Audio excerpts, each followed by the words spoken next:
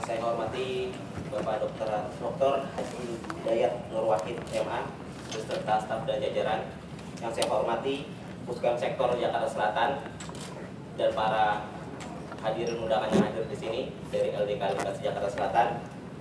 Puji syukur hadirat Allah SWT kita panjatkan atas segala nikmatnya, serta salawat dan salam kita curahkan kepada baginda Nabi Muhammad SAW yang telah memberikan pencerahan kepada kita sebagai umat manusia sehingga kita menjadi manusia yang lebih bermartabat.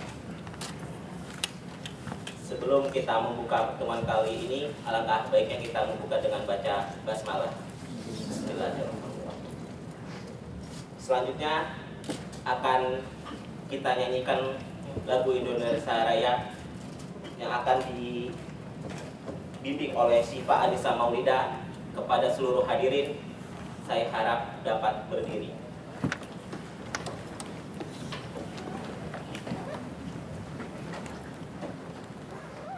Hiduplah Indonesia Raya. Indonesia tanah airku, tanah tumpah darahku.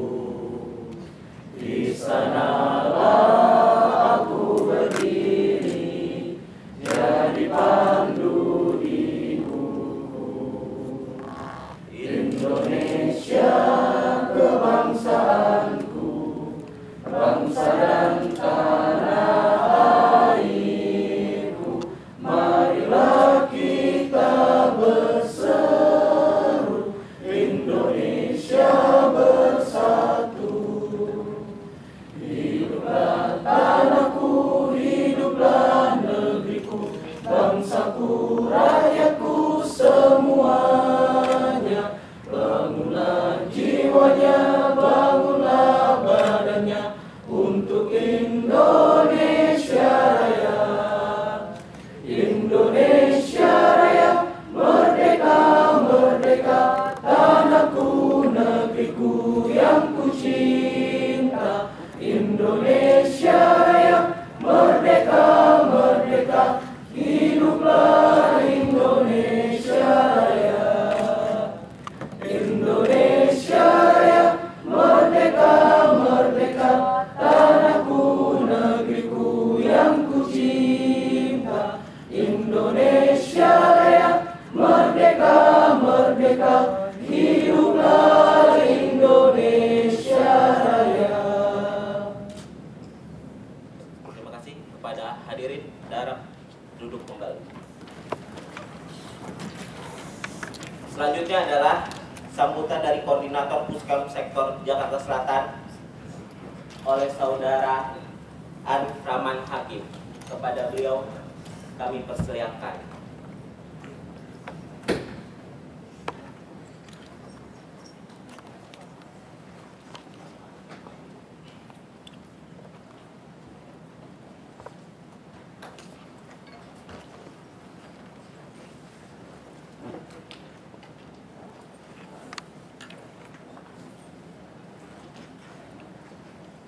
Bismillahirrahmanirrahim. Assalamualaikum warahmatullahi wabarakatuh. Yang pertama, kami ucapkan terima kasih atas undangan. Kami mohon maaf apabila dalam kesempatan kali ini kami menghadiri undangan ini tidak sesuai dengan waktu. Saya atas nama Puskam Sektor Jaksel mewakili semua kampus Jaksel mohon maaf kepada Ustadz dan seluruh para undangan. Teman-teman semua, kalau kita berpikir melihat apa yang pernah terjadi belakangan ini, bagaimana susahnya mahasiswa untuk masuk ke sini gitu ya. Ada yang harus mengguncang-guncangkan pagar gitu ya. Tadi ada yang mengguncangkan pagar untuk masuk ke sini? Nggak ada ya, tapi ada yang ditahan. Tapi teman-teman semua, hal ini lagi-lagi kita perlu pikir, ini merupakan kesempatan yang langka bagi mahasiswa bisa masuk ke sini dengan tanpa adanya gangguan dan tanpa adanya hambatan yang paling berarti gitu kan. Nah maka dalam hal ini teman-teman semua, kami berharap, saya mewakili Puskom Sektor Jaksel, berharap teman-teman semua yang ada di sini sampaikan aspirasinya, jangan takut sampaikan aspirasinya. Karena saya sering mengatakan kepada mahasiswa lainnya, jangan pernah takut untuk menyampaikan saran, jangan pernah takut untuk menyampaikan aspirasi yang ada dalam pikiran kita. Karena bisa jadi aspirasi teman-teman itulah yang bisa mengubah Indonesia lebih baik. Jadi jangan pernah takut, satu kalimat pun itu.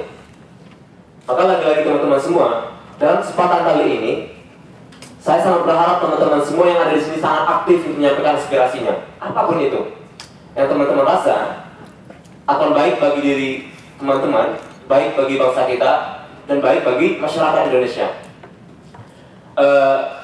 Selanjutnya, saya merasa perlu berterima kasih kepada teman-teman semua yang mungkin sangat sibuk dengan segudang aktivitas. Saya yakin teman ada yang mungkin ketua PEM, ketua LDK yang harus mengurus banyak kegiatan yang telah menyempatkan hadir di sini. Saya sangat merasa terima kasih kepada teman-teman semua. Untuk itu, saya memberikan aspirasi yang sangat besar untuk teman-teman semua yang sudah menyempatkan hadir dalam acara kali ini. Mungkin itu saja yang bisa saya sampaikan pada kesempatan kali ini. Lagi-lagi saya sangat berharap teman-teman semua sampaikan aspirasinya, jangan takut sampaikan aspirasinya. Lagi-lagi ingatlah kata-kata ini. Siapa tahu sedikit aspirasi dari teman-teman, sedikit ide dari teman-teman bisa mengubah Indonesia lebih baik. Sekian dari saya, lebih kurang mohon maaf. Assalamualaikum warahmatullahi wabarakatuh.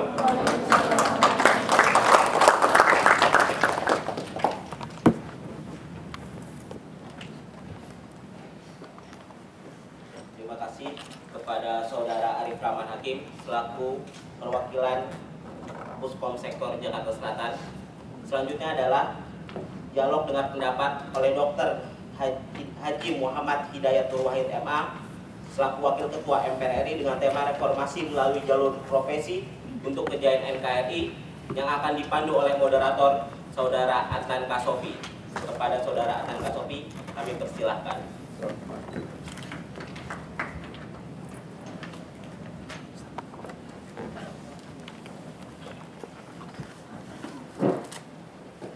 Bismillahirrahmanirrahim. Assalamualaikum warahmatullahi wabarakatuh. Ya, alhamdulillahirrahmanirrahim. Puji serta syukur kalau kita panjatkan atas kehadirat Allah Subhanahu Wa Taala, yang mana pada kesempatan siang hari ini Allah berikan kesempatan kita untuk bertemu, saling bertatap muka seperti itu pada teman-teman semua. Salam serta salam semoga selalu tercurah pada baginda Rasulullah SAW, serta para sahabatnya, keluarganya juga pada umatnya insya Allah yang akhir zaman nanti. Ya, sekali lagi saya mengucapkan selamat datang pada Ustadz Dr. Haji Muhammad Hidayat Nur Wahid MA yang berkenan hadir pada siang hari ini untuk sama-sama berdiskusi dengan teman-teman dalam rangka serap aspirasi dan partisipasi masyarakat.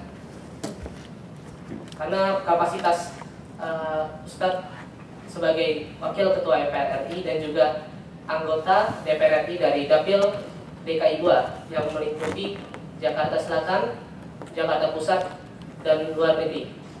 Saya yakin teman-teman tidak asing lagi dengan Ustadz Hidayat Nur Wahid seperti itu. Ya kan? Bagaimana kapasitas beliau, lalu kiprah dakwah beliau, kiprah politik beliau di negeri ini seperti itu. Mungkin bisa langsung kita mulai acara ini untuk mulai mendengarkan pengantar dari dengar pendapat pada siang hari ini kepada Ustadz Dr. Hidayat Muhammad Nur Wahid. Dipersilakan.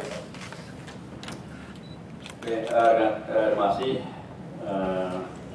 moderator Pak Adnan dan Saudara Arif Rahman Hakim serta Ketua Hadanis Nadif dari Koordinator Forum Silaturahim Lembaga Dakwah Kampus Puskom Sektor Jakarta Selatan. Assalamualaikum warahmatullahi wabarakatuh. Rekan-rekan mahasiswa yang saya hormati dan apalagi rekan-rekan dari Forum Silaturahim Lembaga Dakwah Kampus yang sangat saya banggakan. Tentu saja kita bersyukur kepada Allah Subhanahu Wa Taala, Tuhan Yang Maha Esa.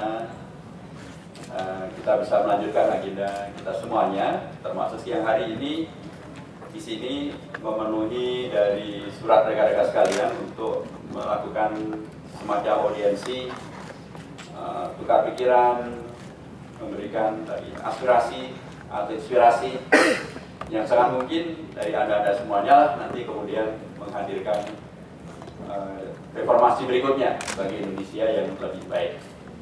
Karena tidak bisa dimungkiri bahwa kalau kita bicara tentang reformasi, memang ya tidak bisa dimungkiri rekan-rekan mahasiswa paling tidak melalui senior-senior Anda dulu, itulah yang kemudian menghadirkan reformasi yang dan sekarang ini ada bagian daripada dampak reformasi itu.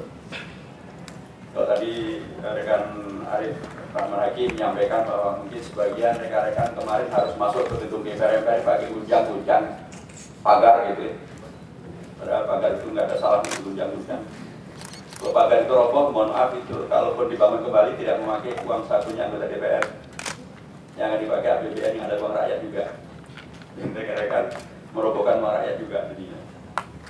Tapi faktanya sebenarnya kan rekan-rekan mahasiswa siapapun sesungguhnya bisa masuk ke DPR ini tanpa harus mengguncang-guncang dan tanpa harus heboh, tanpa harus memang dari si medianya mungkin tidak seramai kalau kayak guncang-guncang gitu.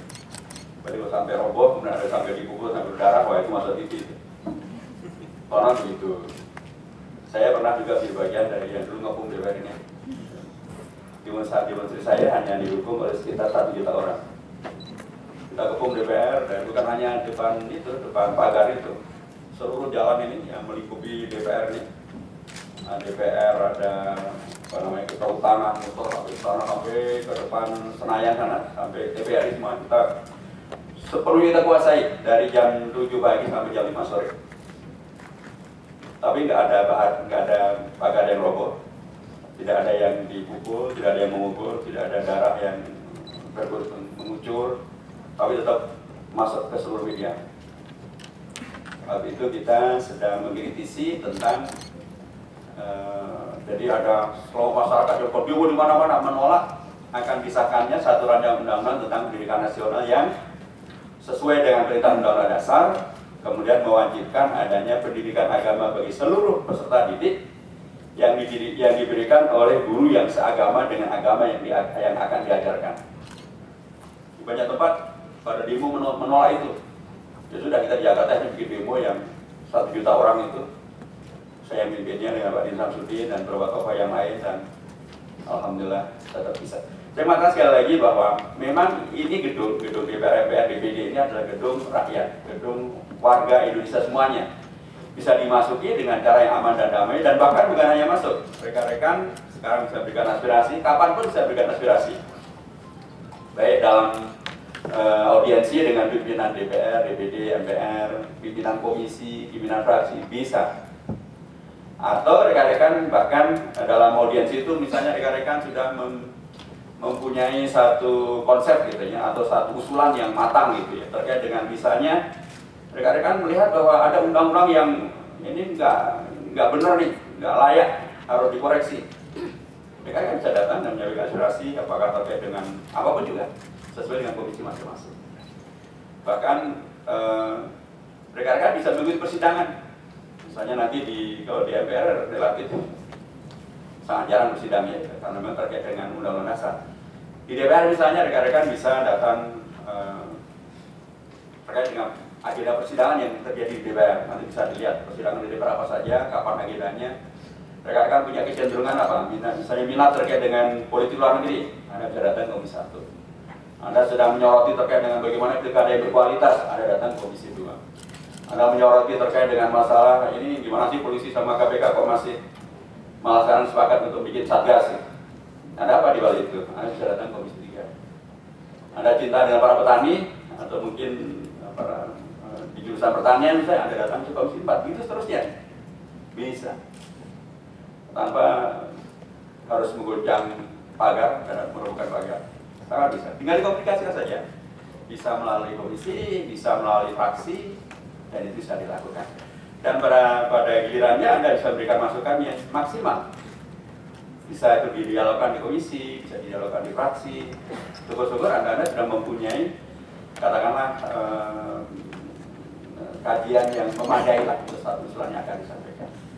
Bahkan lebih daripada itu, dampak dari reformasi sesungguhnya Undang-Undang Dasar memberikan ruang bagi seluruh rakyat Indonesia daripada mahasiswa untuk menjadi bagian dari yang memperbaiki kehidupan berkonstitusi, kehidupan berregulasi.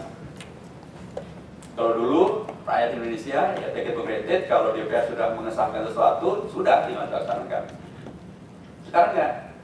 Kalau DPR bersama pemerintah menyepakati satu undang-undang, kemudian diundangkan, dan menurut rekan-rekan mahasiswa ada yang ini bertentangan dengan Undang-Undang Dasar atau nggak sesuai dengan Undang-Undang Dasar, rekan-rekan diperbolehkan dan hak konstitusional dari Anda semuanya untuk mengajukan atau mengajukan judicial review pengujian undang-undang ke Mahkamah Konstitusi.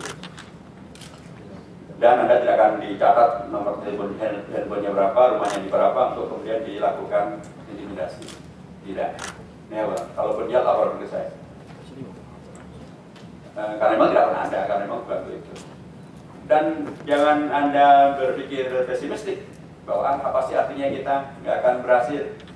No, banyak usulan dari rakyat Indonesia yang bahkan mengalahkan sekaligus pemerintah dan DPR melalui jalur Mahkamah Konstitusi. Sering saya sebutkan, salah satu contohnya adalah tentang pilkada secara langsung yang membolehkan calon dari kalangan perseorangan, dari kalangan individu atau independen.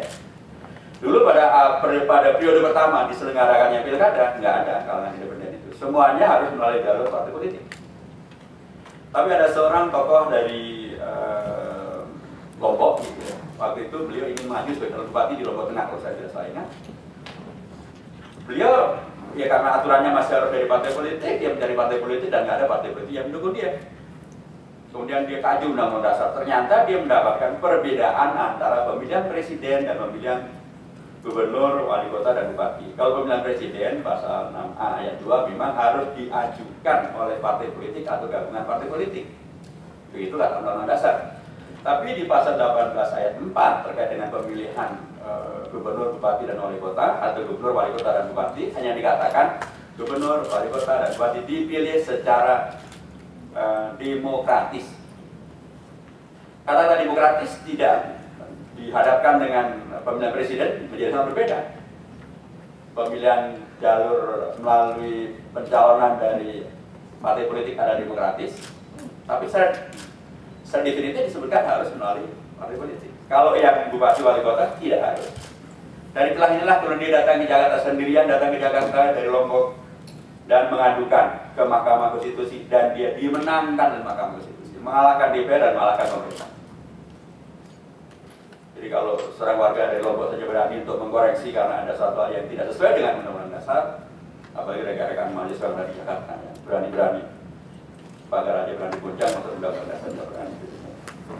Jadi sekali lagi, inilah realita, salah satu daripada realita kehidupan politik yang sedang terjadi di Indonesia.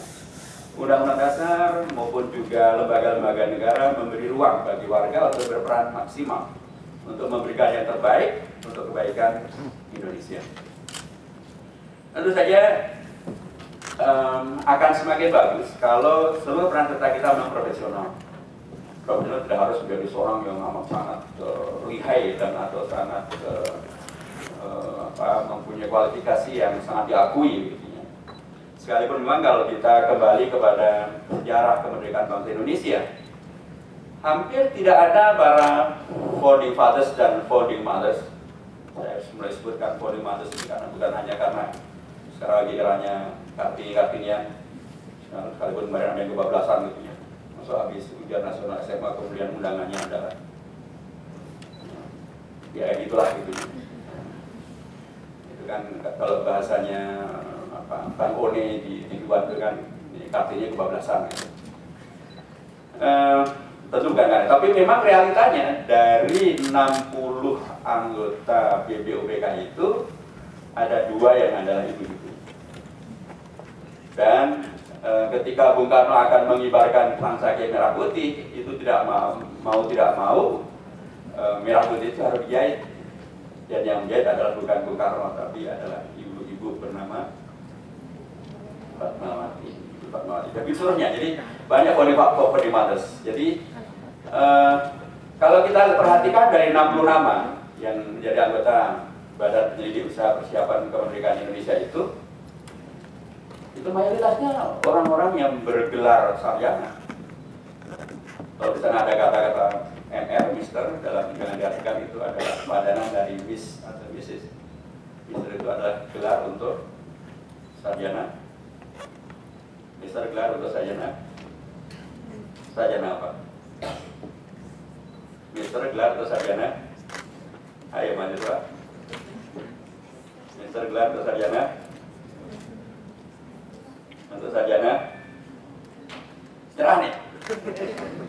Ya kalau nyerah ya Pak Belipat ya, saya ada wakil rakyat dari Dapil Jakarta 2, kalau rakyatnya lupa ya diwakili sama wakilnya. Mister adalah gelar untuk sarjana hukum. Itulah zaman dulu itu karena mereka ada keluaran Belanda waktu itu. Hampir sebagian besar mereka adalah orang terpelajar. Dan apalagi yang nanti terpelajar dalam konteks yang seriusnya, mereka betul-betul luar biasa menguasai betul masalah-masalah yang ada. Sehingga sekali lagi bahwa memang tidak mungkin tidak dalam perjalanan kehidupan kita sebagai bangsa dan secara kemanusiaan secara umum memang itu sangat ditentukan oleh mereka-mereka yang memang lebih ahli. Mungkin pada kita sangat profesional. Mungkin rekan mantan dosen kan Nabi Muhammad disebut sebagai ummi, buta huruf. Jadi pasti beliau bukan orang sekolah ya, waktu itu sekolah belum ada. Enggak tamat kuliah, iya, kuliah belum ada. Tapi buta huruf jangan Anda maknai sebagai itu artinya ada keterbelakangan. Karena tolak ukur budaya pada setiap masa ternyata berbeda-beda. Sekarang ini kalau rekan-rekan hanya cuma bisa baca tulis tapi nggak bisa komputer, ia akan dianggap sebagai buta huruf juga, buta huruf komputer. Jadi sekarang ukurannya bukan lagi sekedar bisa baca tulis, bahkan ahli mempergunakan komputer dengan segala derivasinya. Oke. Saya kembali pada Nabi Muhammad yang disebut Nabi Al-Ummi. Memang ummi itu artinya adalah bukan ibuku. Ummi artinya adalah juga, artinya adalah orang yang tidak pandai membaca dan menulis, buta huruf bahasa kita. Saya harus mencatat bahwa pada masa itu yang namanya tolak ukur keunggulan adalah justru bukan karena bisa baca dan tulis, tapi justru karena adalah kemampuan untuk menghafal. Justru pada saat itu para ahli sejarah, ahli nasab yang bisa menghafal nasab sampai ke Nabi Ibrahim, gitu ya, atau para ahli syair atau para sastrawan yang menghafal ribu-ribu syair, mereka menyembunyikan kemampuan untuk baca dan tulis. Mengapa mereka sembunyikan? Karena kalau sampai ketahuan bisa baca dan tulis, kita akan mendowngrade kualitas dan kualifikasi keunggulan mereka sebagai penyair maupun sebagai penghafal. Karena dia aja Anda bisa menghafal dan mengulangi hafalan, Anda punya kepekaan, Anda punya catatan, jadi Anda bisa melakukan rujukan, Anda bisa merujuk. Tapi kalau Anda tidak bisa baca dan tulis, tapi Anda hafal luar kepala dari seluruh yang pernah Anda dengar, Anda berbeda. Itu Nabi Muhammad SAW. Bayangkan beliau selama 22 tahun mendapatkan wahyu dari Jibril. Dan hanya diulang sekali saja pada setiap tahun, yaitu pada saat bulan Ramadan. Dan terakhir diulang sekali lagi sebelum beliau wafat. Adakah satu kalimat pun yang terlupa oleh beliau? Tidak ada. Coba kalau bisa. Berapa yang kita ingat dari pelajaran dari dosen? Hari dosen mengatakan A, besok dosen mengatakan B, yang A lupa, besoknya dosen C mengatakan C, yang B kita lupa, itu seterusnya. Karena memang kualifikasinya berbeda. Saya mengatakan sekali lagi bahwa dalam sejarah perjalanan umat manusia, memang perubahan-perubahan itu menuju kepada yang lebih hebat, gitu ya. Itu mau tidak mau memang dilakukan oleh mereka-mereka yang berkeahlian dalam beragam bidang, dalam beragam profesi. Itulah yang dulu juga dilakukan oleh Nabi besar Muhammad SAW. Beliau dengan keunggulannya itu mampu menghafalkan Al-Quran dan tidak ada satupun yang tercecer. Dan kemudian itu menjadi prinsip ajaran yang diajarkan kepada umat manusia. Sampailah kemudian umat manusia pada periode beliau, pada periode beliau dan sesudahnya. Itu memang tolak ukur tidak lagi pada menghafal saja, tapi pada membaca, menulis, dan kemudian memang ada unsur membaca. Karenanya kita tahu bahwa salah satu tebusan pada peristiwa Badar adalah juga kemauan dan kemampuan untuk mengajarkan baca dan tulis. Dan bahkan nanti memerintahkan agar Al-Quran dituliskan Nanti juga memerintahkan dan mengizinkan hadis pun juga dituliskan karena memang masanya sudah berbeda dan karena memang beliau dalam cara pandang yang sangat visioner, beliau tahu bahwa ke depan semakin tidak mungkin kalau tidak ada baca dan ditulis dan terjadilah baca. Saya kembali pada kondisi kita di sini rekan-rekan sekalian. Jadi sekali lagi DPR, DPD dan MPR ini ada sebuah lembaga di mana memang kehendak rakyat termasuk kehendak mahasiswa itu bisa diapresiasi, dilaksanakan dan menghadirkan perubahan. Saya katakan bahwa tadi reformasi dulu rekan-rekan mahasiswa salah satu motor utamanya, menguasai gedung ini dan lain sebagainya. Dan kemudian salah satu tuntutan dari rekan-rekan semuanya waktu itu adalah diantaranya adalah amandemen Undang-Undang Dasar atau perubahan terhadap Undang-Undang Dasar. Dan perubahan sudah dilakukan. Nah pertanyaannya kemudian adalah apakah Undang-Undang Dasar yang dirubah itu adalah sesuai dengan keinginan mahasiswa? Ya, secara prinsip sampai hari ini saya belum mendengar ada penolakan dari mahasiswa, apalagi arus besar mahasiswa, untuk mengatakan bahwa hasil perubahan ini tidak seperti yang kita inginkan. Kalau itu bisa dijadikan ya, fakta empiriknya itu sepanjang dari tahun 99 sampai hari ini, saya belum pernah menemui ataupun ditemui oleh satu delegasi dari mahasiswa yang mereka bermasalah Profesor atau Pak Ed, kenapa undang-undang kayak gini bentuknya? Itu tidak sudah sampai hari ini belum ada. Apalagi belum ada juga demo. Kalau pernah ada biasanya dari kelompok sepuh malah yang bukan mahasiswa, mantan TNI dan para tokoh-tokoh yang sepuh itu biasanya mereka marah-marah. Kenapa undang-undangnya semacam ini tidak sesuai lagi dengan Undang-Undang Dasar 45? Ini namanya bukan lagi Undang-Undang 45, ini namanya Undang-Undang Dasar tahun 2002, kata mereka. Dengan segala argumentasinya, dan pernah waktu itu saya sudah ke MPR di ruang bawah, di ruang GBHN, mereka gebrak meja dan marah-marah, dan ya saya balas gebrak juga dan marah-marah. Saya Bapak dan para senior yang saya hormati, kalau senior-senior ini yang tersebut bisa marah, apalagi saya masih muda. Lalu seumur saya waktu itu masuk 44. Saya lebih bisa marah. Saya marah sekarang, saya gebrak meja juga. Saya mengatakan bahwa mestinya para senior ini mengajarkan kepada kami bagaimana kita cinta kepada Indonesia, cinta pada Undang-Undang Dasar ini dengan cara yang elegan, dengan cara yang betul-betul berkualitas, tidak dengan cara yang emosional. Jadi yang justru menolak itu justru dari kalangan sepuh. Kalau anak-anak muda malah belum ada yang melakukan penolakan. Jadi ya, kalau asumsi itu bisa dibenarkan, maka minimal sampai detik ini belum ada rekan-rekan pemuda yang melakukan demonstrasi atau beraudiensi untuk menolak hasil perubahan Undang-Undang Dasar. Itu artinya adalah bahwa Undang-Undang Dasar hasil perubahan ini sudah sesuai dengan aspirasi dari mahasiswa. Bila demikian, maka yang penting untuk kemudian dilakukan berikutnya adalah sejauh mana kemudian rekan-rekan mahasiswa memahami betul tentang Undang-Undang Dasar kita, hasil perubahan ini, yang adalah awalnya adalah merupakan usulan dari rekan-rekan mahasiswa. Sekalipun memang pada waktu itu kalau sudah disebut ada sedikit apa ya, saya tidak kata kebablasan, tapi semangatnya memang berkobar-kobar luar biasa. Seandainya nih kalau rekan-rekan baca tentang sejarah reformasi, kalau kita tanya kepada para aktivis mahasiswa waktu itu, dan mereka meneriakkan tentang amandemen 6 tuntutan reformasi. Satu adalah perubahan Undang-Undang Dasar. Kalau kita tanya Undang-Undang Dasar yang dirubah itu di pasal berapa, di ayat berapa? Kira-kira jawaban mereka apa? Saya nggak ngerti karena saya baru bertanya pada mereka gitu ya. Tapi memang nggak jelas. Terutama waktu itu yang ini dirubah adalah pasal tentang masa jabatan presiden.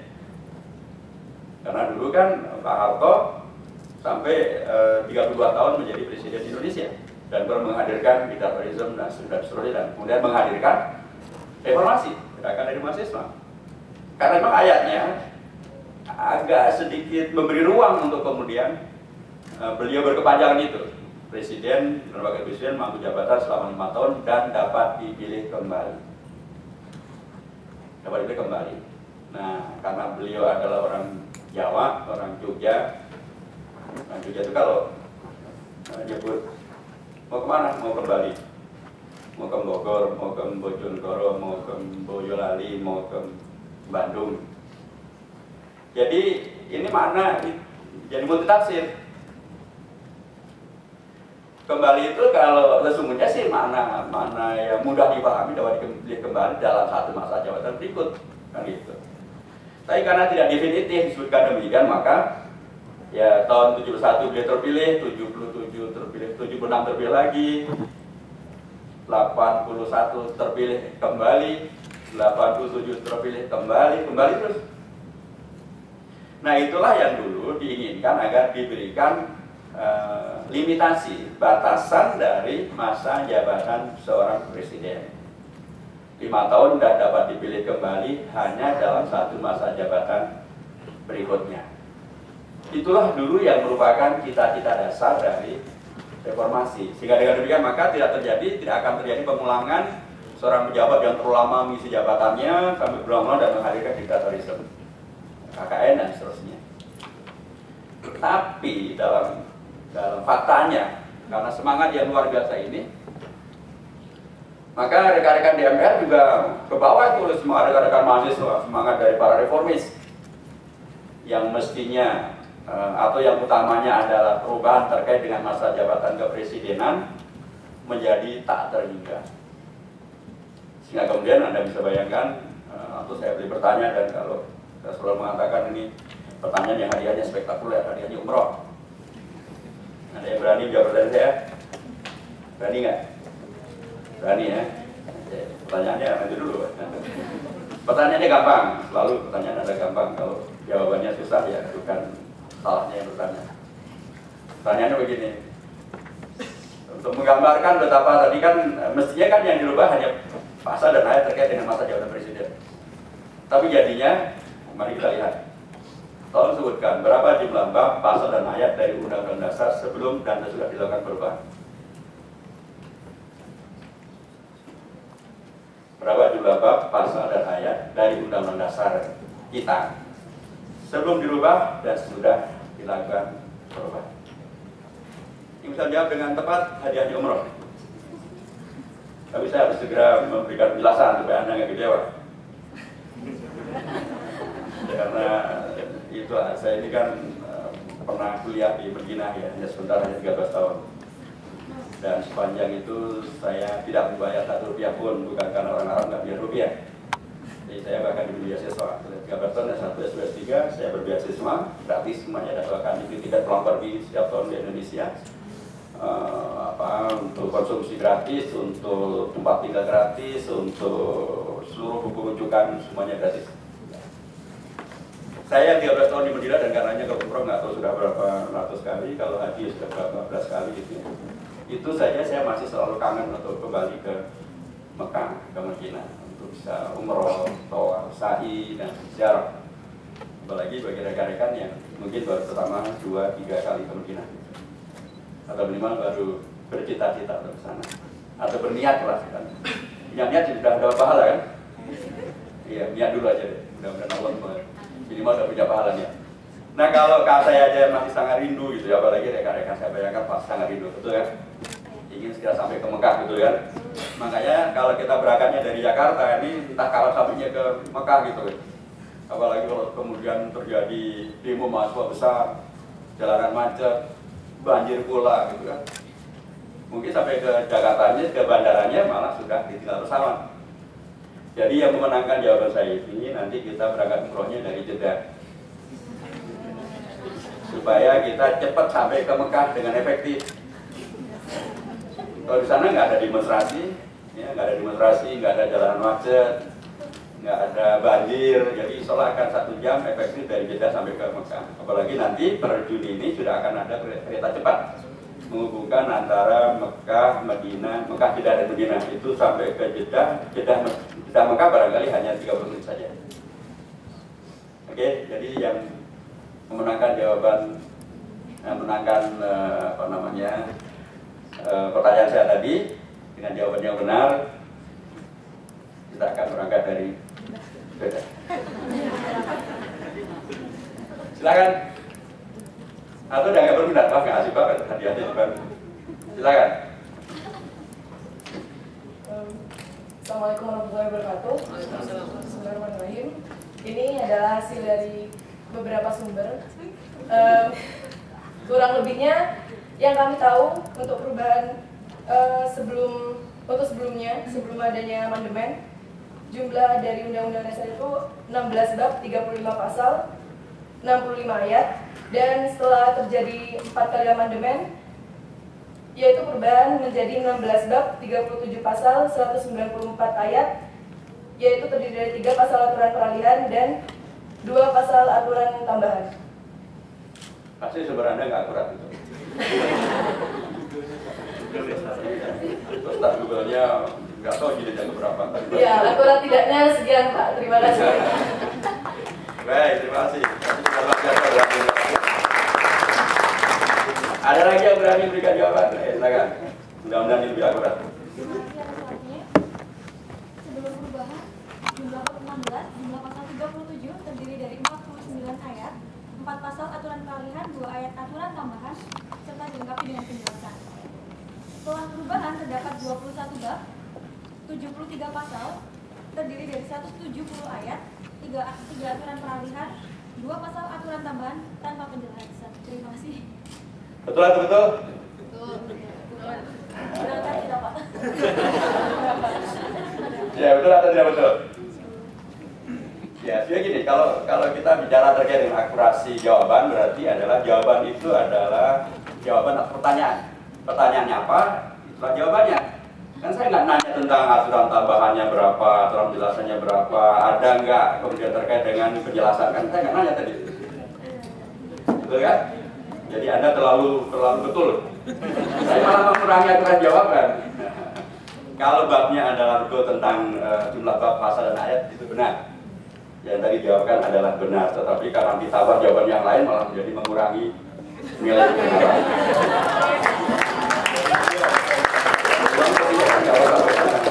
Itulah bagian dari bukti rekan mahasiswa selalu bersemangat gitu. Jadi pertanyaan, jadi tambah A+. Tapi nggak apa-apa lah, kalau antum kapan mau berangkat ke Jeddah, ya silakan dikabari, nanti kita berangkat bareng-bareng dengan orang yang lain, kita berangkat ke Mekah. Lumayan juga kan dari Jeddah ke Mekah, masih banyak perjalanan itu.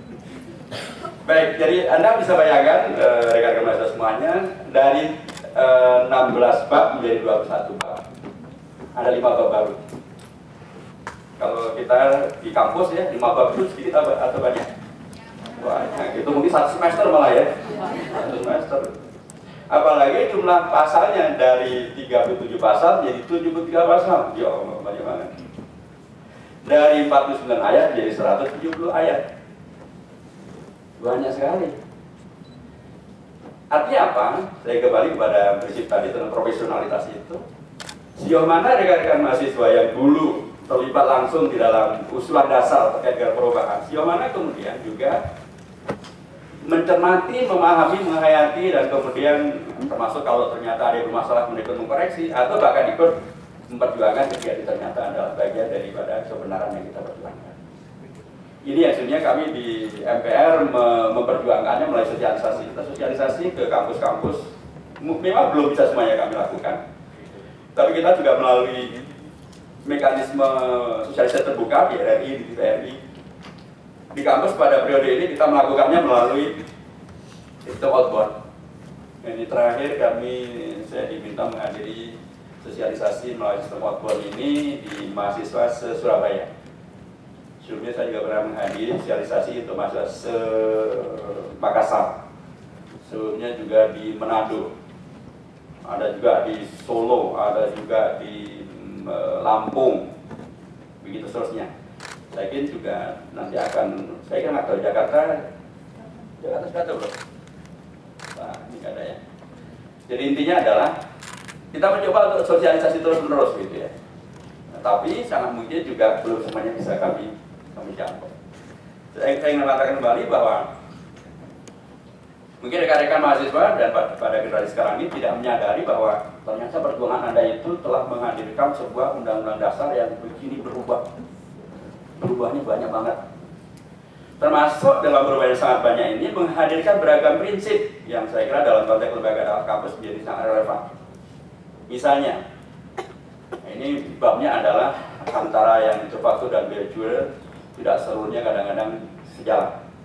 Tapi Anda boleh lihat di pasal 31 ayat 3 dan ayat 5 dari Undang-Undang Dasar kita.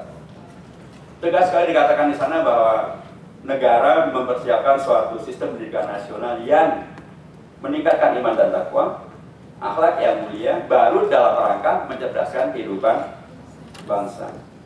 Ini kalau tadi saya sebentar melihat bagian terkait dengan perguruan tinggi ya, itu justru konstruksi pendidikan tinggi ini malah, ini saya bawakan bagian ini. Konstruksi pendidikan tinggi itu yang paling tinggi adalah menghadirkan bangsa yang cerdas, sejahtera dan berbudaya. Padahal kalau merujuk pada Undang-Undang Dasar, ternyata cerdas itu adalah dampak ikutan dari hadirnya manusia-manusia yang beriman, bertakwa, dan berakhlak luhur. Nanti pasal 31 ayat 5, ketika dikatakan sana bahwa negara memperjuangkan pengembangan ilmu pengetahuan dan teknologi dengan tidak mempertentangan dengan budaya dan agama. Artinya apa? Kalau saya boleh berikan tafsir atau ya katakanlah pemaknaan terhadap pasal ini, Undang-Undang Dasar yang rekan-rekan termasuk mengusulkan perubahannya, sekalipun tidak berarti detailnya, sesungguhnya berikan alas yang sangat kuat bahwa Indonesia ini tidak melalui jalur pendidikannya, termasuk pendidikan tinggi karenanya mestinya, termasuk Undang-Undang Sistem Pendidikan Nasional, itu tidak dalam rangka untuk menghadirkan manusia-manusia yang maaf kemudian menjadi permisif, menjadi hedonis, menjadi abai terhadap nilai, menjadi kelompok yang apalagi kemudian anti agama, anti Tuhan, atau kalau menjadikan agama menjadi jalan untuk menghadirkan terorisme, menghadirkan menjadi agama menghadirkan jalan untuk menghadirkan katakanlah perilaku-perilaku yang tidak menyamankan kita sebagai bangsa. Saya tadi mengatakan bahwa dari beragam pasal-pasal yang ada ini sesungguhnya memberikan ruang bagi berkembangnya bangsa Indonesia melalui jalur-jalur yang dalam konteks Pancasila ya sangat sesuai dengan Pancasila, karena memang Undang-Undang Dasar juga berada di Pancasila, yang karenanya tidak lagi mempertentangkan antara beragama dengan berbudaya, beragama dengan berbangsa, beragama dengan berpengetahuan, beragama dengan berintelektualisme yang tinggi, beragama dengan berkesuksesan. Kalau masih ada yang merutangkan, menurut saya ya dia nggak ngerti Pancasila, dia tidak mengerti Undang-Undang Dasar. Karena Undang-Undang Dasar dan Pancasila tidak bertentangan, bahkan memaksimalkan kedua-duanya untuk kemudian berkontribusi menghadirkan keunggulan-keunggulan untuk keunggulan dari Indonesia. Rekan-rekan sekalian, saya mengakhiri mukadimah ini, nanti juga akan banyak kita berdialog. Permasalahan terkait dengan prinsip-prinsip berbangsa, bernegara, ini ternyata memang, mohon maaf, ya sekalipun barangkali disebut sebagai klasik dan atau semacam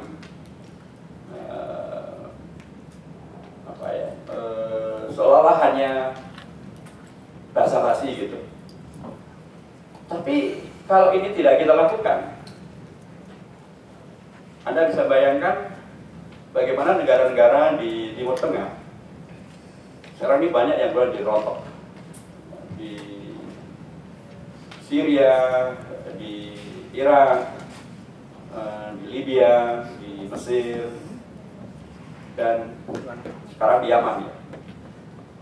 Salah satu faktor yang kemudian bisa membuat bangsa-bangsa itu bisa rontok jika kemudian begitu besarnya tantangan darurat, begitu besarnya masalah.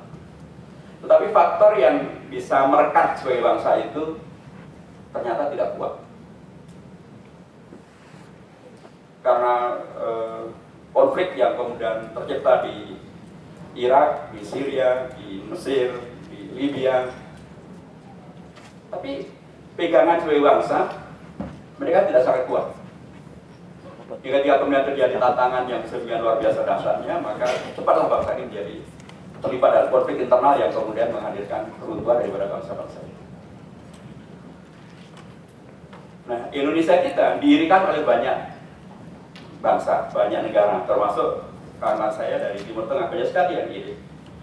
Saya cukup lama di Timur Tengah karena saya punya cukup banyak relasi dengan di sana, dan apalagi saya jadi ketua MPR dan di DPR saya pernah menjadi ketua Badan Kerjasama Antar Parlemen. Saya sangat terbiasa berhubungan dengan pimpinan parlemen di seluruh dunia gitu ya. Dan kemudian ya lagi sekarang saya juga ketua MPR. Saya terbiasa dengan bertemu dengan para tokoh, termasuk kemarin waktu penutupan konferensi Asia Afrika ya. Saya banyak berdialog dengan para tokoh yang hadir, terutama yang dari Timur Tengah. Dan mereka sekali lagi menyampaikan salutnya pada Indonesia. Salah satu di antaranya adalah, coba Anda bayangkan, Indonesia ini adalah suatu negeri yang terdiri dari lebih dari 17.000 pulau. Lebih dari 700 suku bangsa. Nah, 700 bahasa.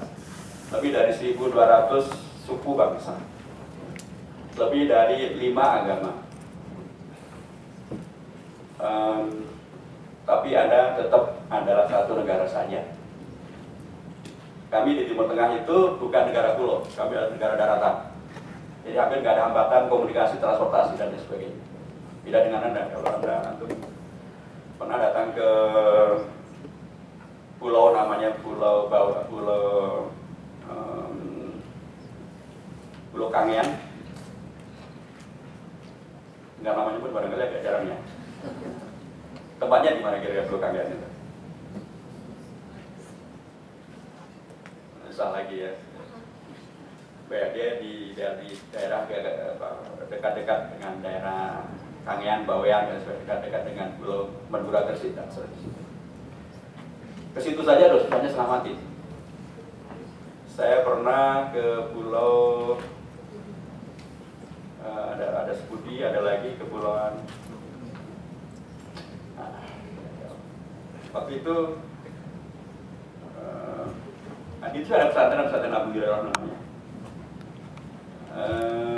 Untuk ke sana itu tidak setiap hari ada kapal. Bahkan intinya salah, apalagi kalau kita bicara ke pulau-pulau yang ada di daerah Maluku, di Papua, itu salah. Beda dengan negara-negara Arab tadi yang mereka adalah negara daratan yang hampir nggak ada problem terkait dengan transportasi. Mereka hanya terdiri dari prinsipnya satu suku saja, suku Arab. Bahasa mereka adalah satu saja, bahasa Arab. Agama mereka mayoritas mutlak hanya satu saja, agama Islam.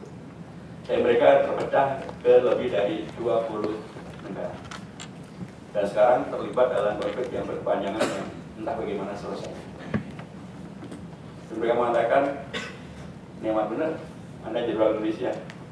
Begitu banyak Anda. Dan bahkan kalau misalnya seluruh dunia mengembargo Indonesia, dan kita tetap solid sebagai bangsa, nggak akan ada masalah. Kita dagang antar pulau ini saja dan lebih dari perdagangan antar negara.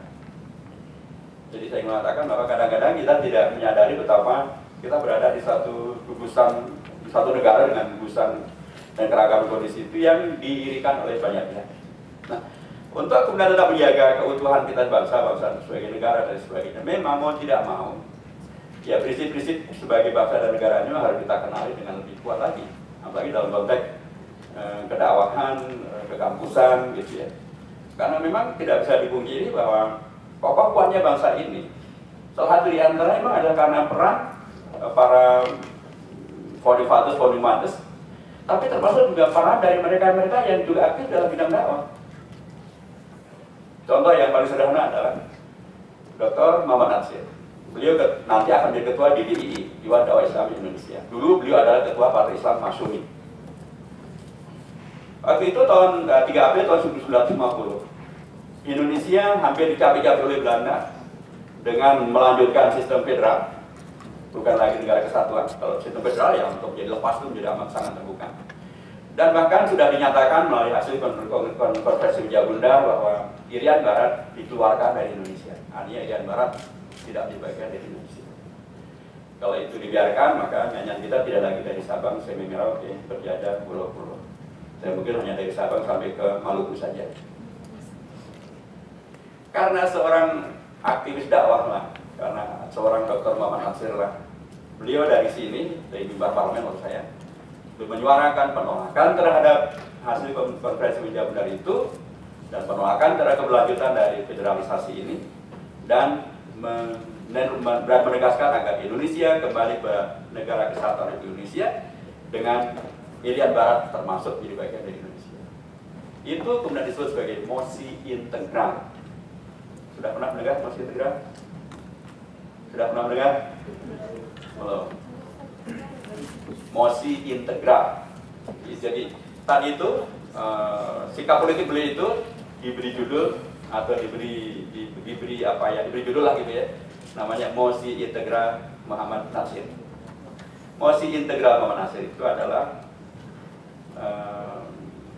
pernyataan politik beliau untuk mengembalikan Indonesia pada integralitasnya, Indonesia yang integral, tidak lagi Indonesia yang federal, tidak lagi Indonesia yang dicabik-cabik dengan dikeluarkan Irian Barat dari Indonesia. Pada waktu itu Papua namanya Irian Barat. Ini nama Papua pun juga nama yang relatif baru dalam konteks ini. Beliau adalah seorang ketua Partai Islam.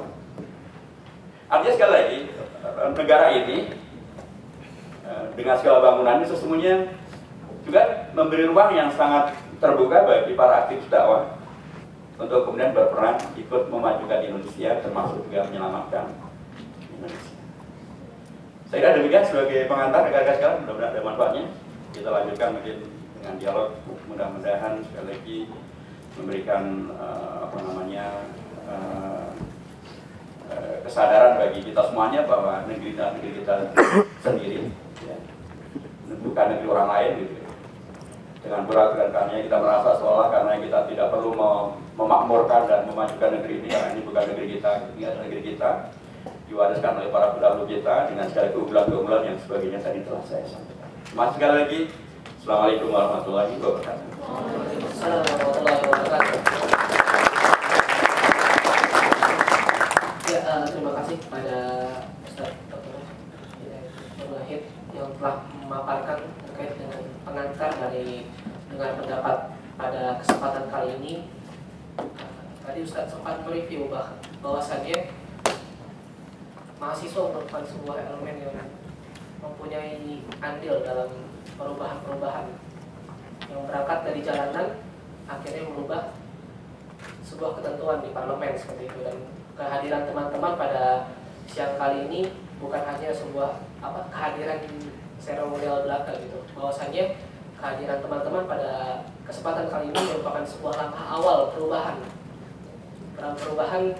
terkait dengan apakah yang akan terjadi nanti di kemudian hari seperti itu. Jadi tadi sempat yang dikatakan oleh saudara Arif Rahman Hakim bahwasanya kalau dulu tuh mahasiswa masuk ke sini tuh harus merobohkan pagar seperti itu. Dan Ustaz juga menyampaikan gitu, merobohkan pagar. Tapi sekarang teman-teman sudah berada di sini, jadi jangan sia-siakan kesempatan pada pertemuan kali ini. Sampaikan apa yang ingin teman-teman sampaikan pada Ustaz selaku wakil rakyat kita dari daerah pemilihan kita, yaitu Dapil DKI 2, Jakarta Selatan, Jakarta Pusat, dan luar negeri. Nah, untuk sesi pertama mungkin teman-teman bisa langsung angkat tangan, sebutkan namanya dan asal kampus seperti itu. Jadi nanti kita kumpulkan 3 penanya dulu, lalu baru dijawab secara bersamaan. Silakan bagi teman-teman yang ingin bertanya, silakan angkat tangan dan sebutkan nama kampusnya. Ya, mungkin Mas yang pakai jas hijau dulu, silakan.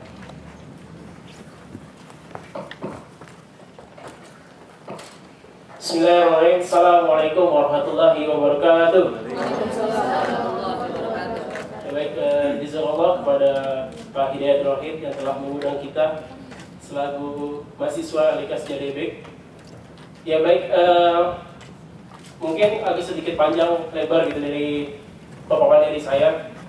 Tepatnya pada tanggal 28 April, tepatnya hari Selasa, 28 April 2015, kami dari Aliansi Pelajar Pemudi Moral, yaitu dari Faisal Lega Jadebek, menegaskan ya bahwasanya isu-isu yang terjadi keumatan yang ada di bangsa Indonesia ini sungguh darurat, katakan darurat moral. Kita aksi di Kemendikbud hari Selasa itu ingin menyuarakan aspirasi gitu dari pelajar yang tentunya sangat goyah gitu, dari seorang IO ya IO sebut saja DP gitu, yang telah memberikan budak gitu, berita-berita yang tentunya tidak baik untuk bagi pelajar gitu, selesai ujian nasional. Di sini saya sebelumnya akan membacakan ada beberapa hal yang dicermati terhadap respon dari kalangan masyarakat. Yang pertama adalah kegiatan tersebut dan sendirinya jelas melanggar pasal 281 KUHP terkait tindak pidana merusak kesopanan di muka umum. Itu terhadap acara yang tentang bikini party. Yang kedua adalah melanggar Perda DKI Jakarta nomor 8 tahun 2007 pasal 42 ayat 1. Ketiga, tidak sesuai dengan budaya dan nilai luhur bangsa Indonesia yang sangat memperhatikan unsur kesopanan. Yang keempat, berisiko merusak moralitas dan masa depan pelajar. Yang kelima, mencoreng citra institusi pendidikan sekolah sebagai garda terdepan pembinaan generasi muda. Itu dari kalangan masyarakat yang telah kita survei, yang telah kita wawancara selaku Aliansi Pelajar Peduli Indonesia ya, dari Festival Gajah. Lalu ini juga ada pernyataan sikap dari kita, ada 4 hal. Yang pertama adalah menuntut pemerintah turut serta mengusut tuntas kasus tersebut guna melakukan identifikasi IO sejenis yang tergolong amoral. Meskipun dari DP tersebut telah membatalkan, tapi efeknya pun sangat sekali tercemar gitu. Terutama di kalangan SMA yang ada di Jakarta dan Bekasi. Yang kedua adalah menuntut pemerintah mencabut izin kerja IO yang terindikasi melakukan kegiatan moral. Ketiga, menghimbau sekolah dan pemerintah dalam hal ini Kemendikbud RI agar memberikan arahan kepada pelajar agar tidak terjebak pada kegiatan amoral dan membuat peraturan yang dapat mengatur persoalan moral anak bangsa. Yang keempat adalah menghimbau orang tua untuk turut serta menjaga dan memantau aktivitas anak-anak agar terhindar dari kegiatan yang merusak moral bangsa. Itulah pernyataan sikap dari kami ya dari hari Selasa kemarin, tepatnya 28 April terhadap aksi damai dari kita. Dan saya selaku perwakilan dari Festival Gajah ya, meminta gitu, khususnya kepada Pak Hidayat Nur Wahid selaku Wakil Ketua MPR RI menindaki itu terhadap kasus seperti ini. Ini sungguh mencemarkan gitu, moral bangsa Indonesia yang sekarang ini banyak sekali pelajar yang bekerja sebagai seks komersil. Itu. Lalu yang kedua adalah masalah peringatan Hari Buruh kemarin gitu. Tepatnya pada tanggal 1 Mei hari Jumat, di mana ketika itu selalu terjadi gitu. Buruh pasti akan ada namanya bunuh diri gitu, setiap tahun. Hampir setiap peringatan Hari Buruh. Nah, kasus buruh ini ya di GBK tepatnya konsernya Ahmad Dhani ya, salah satu buruh, aktivis buruh bernama almarhum lupa saya, Sebastian ya, betul, Sebastian membakar dirinya dari atas atap GBK gitu. Itu sebelum beliau meninggal, beliau memberikan pesan kepada rekannya bahwa sungguh yang terjadi di buruh itu sangatlah riskan sekali gitu. 8 jam, 9 jam bahkan lebih dipaksa untuk kerja tapi penghasilan tidak sesuai dengan kebutuhan keluarga. Sungguh itu sangat riskan, dan itu tindakan dari almarhum Sebastian itu adalah salah satu contoh gitu bagi kita ya, khususnya bahasa Indonesia dan buruh untuk bisa terus-menerus membantu gitu, terus mengusung agar masalah buruh ini dapat diselesaikan. Itu 2 hal yang terkait buruh. Lalu yang ketiga adalah terkait Palestina gitu. Mungkin di isu-isu Palestina sekarang agak sedikit tertutupi oleh bencana Nepal gitu. Agak sedikit tertutupi, tapi bahwasanya tahun 2014 ini khususnya ini adalah salah satu penduduk Palestina yang paling terbesar gitu.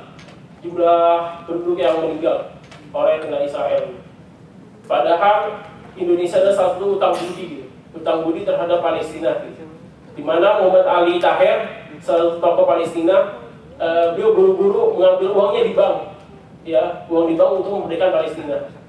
Dan juga Mufti Palestina mengusung agar negara timur untuk bisa mendesak kemerdekaan Palestina. Dan sekarang bagaimana gitu Indonesia yang tentunya presiden kita yang pernah mengatakan ketika Pilpres bahwa dia akan memberikan Palestina, akan membantu Palestina. Tapi sampai saat ini kami selaku mahasiswa hanya mendengar perkataannya saja, tidak mendengar hasil yang telah beliau capai dari hal itu. Mungkin itu yang saya sampaikan. Mohon maaf bila ada kurangan. Wabillahi taufiq. Assalamualaikum warahmatullahi wabarakatuh. Kampus namanya Mas dan kampusnya? Saya Khairul Afandi dari STICB, jurusan Perbankan Syariah. Astagfirullah. Terima kasih Mas Khairul. Mungkin tadi sudah dari sayap sebelah kanan saya. Saya persilakan untuk yang sebelah kiri yang ingin menyampaikan masukan dan aspirasinya. Ya, silakan Mas, sebutkan asal kampus dan namanya. Assalamualaikum warahmatullahi wabarakatuh. Waalaikumsalam. Terima kasih untuk kesempatannya. Perkenalkan, nama saya Edu Setiawan. Saya dari Sampurna University.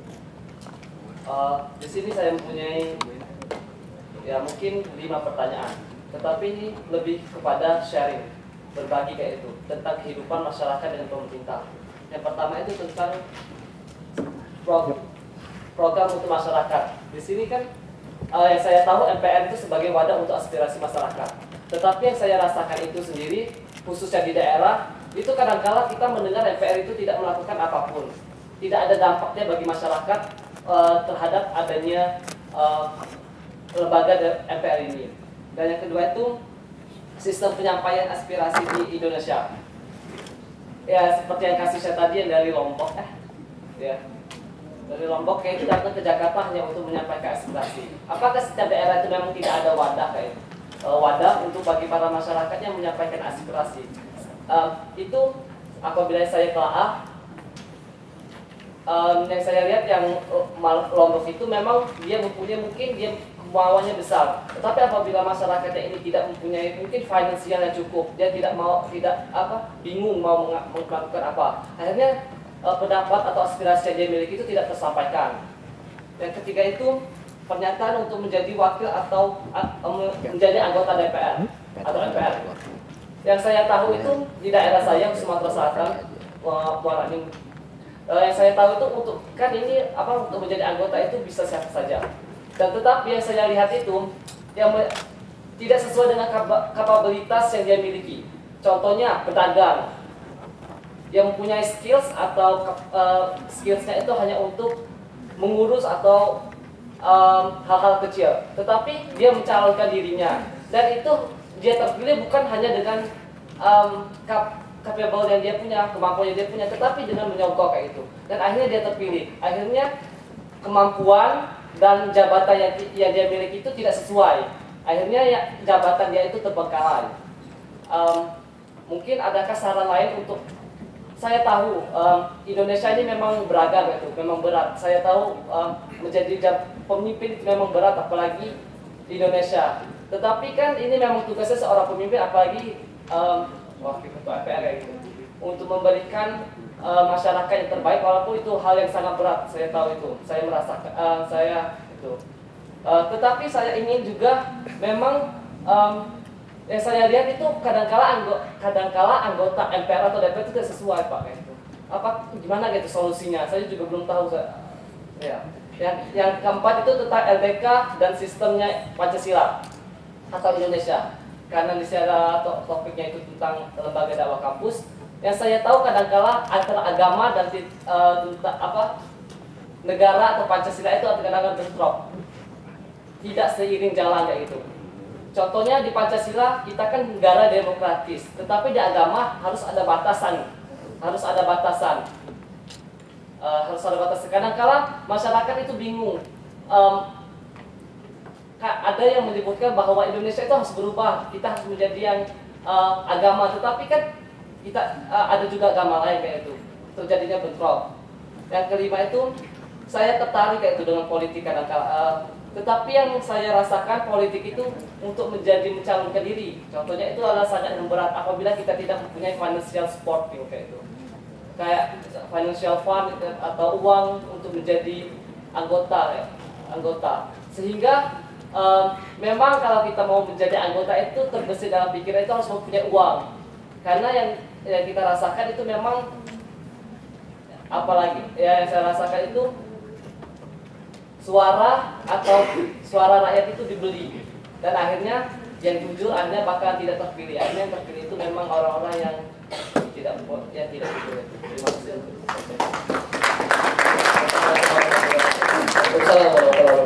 Mungkin ditutup dulu karena pertanyaannya banyak sekali gitu. Nah, kita berikan kesempatan pada Ustaz untuk menjawab. Kalau misalnya ada kesempatan kita buka termin kedua nanti. Mungkin dipersilakan pada Ustaz agar bisa menjawab. Ustaz.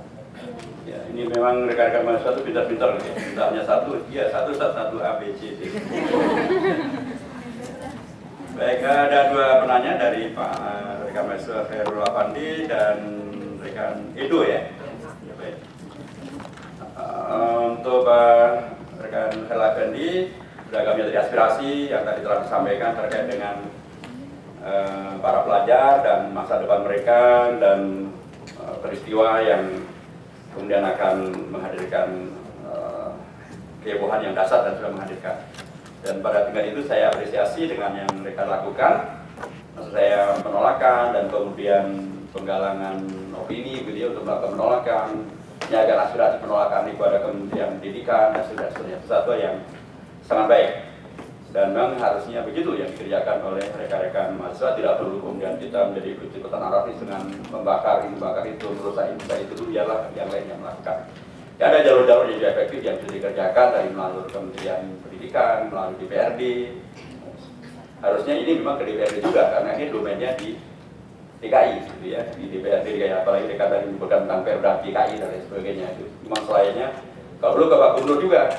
Kita belum pernah dengar ada pernyataan gubernur yang melarang ini atau bermasalahkan gitu. Sampaikan Pak Gubernur ada perda ini loh. Jadi supaya beliau kalau marah mesti marahnya ke mereka gitu.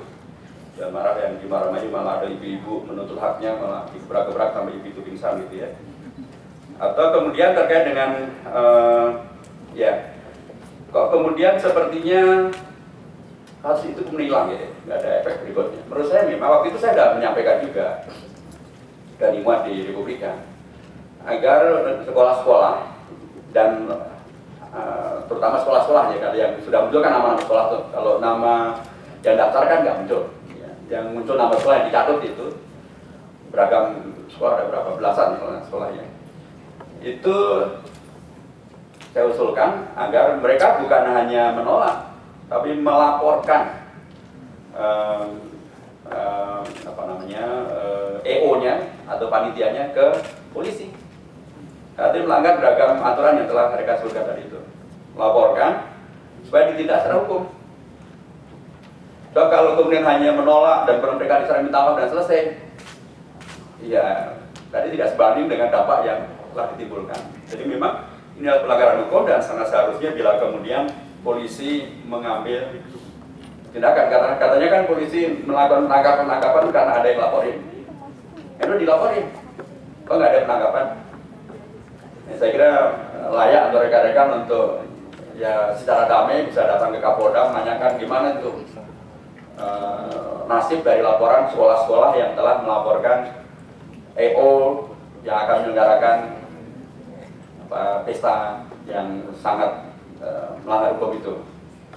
Saya kira itu layak untuk ditindaklanjuti dengan lagi-lagi jangan dengan cara anarki, sebab kalau anarki itu kan tidak bermoral, itu yang sesuai dengan yang diinginkan oleh mereka menyelenggarakan pesta yang tidak bermoral itu. Lakukan dengan cara yang intelektual, yang elegan, argumentasi yang sangat kuat, gitu ya, berbasiskan tadi aturan-aturan yang sangat kuat itu. Kalau perlu atau kita datang lagi ke sekolah-sekolah ditanya, Pak, kepala sekolah ini kemarin kan sudah ngelaporin, gimana kelanjutannya? Nah, kalau kemudian ternyata sudah ada kelanjutan, ya kita dukung. Kalau ternyata kelanjutannya nggak jelas, kita tanya, Pak kepala sekolah cukup hanya begini aja. Sekali lagi kita tidak ingin buat onarnya, tapi kita tidak ingin kemudian masa depan bangsa Indonesia ini dirusak melalui justru pada saat dimana semestinya orang bersyukur, bergembira karena kelulusan sekolah, kelulusan ujian, kok malah kemudian malah ini memang dampaknya sangat panjang. Jadi menurut saya memang, mohon maaf, ini kalau ke FPR memang telah menjawab, ini bukan domain kami. Bukan kami tidak mau cawe-cawe, tidak, tapi secara kewenangan lembaga ini adanya di tingkat DPRD. Kalau perwakilannya, perwakilan ada di DPRD, lebih lagi ini adanya di polisi.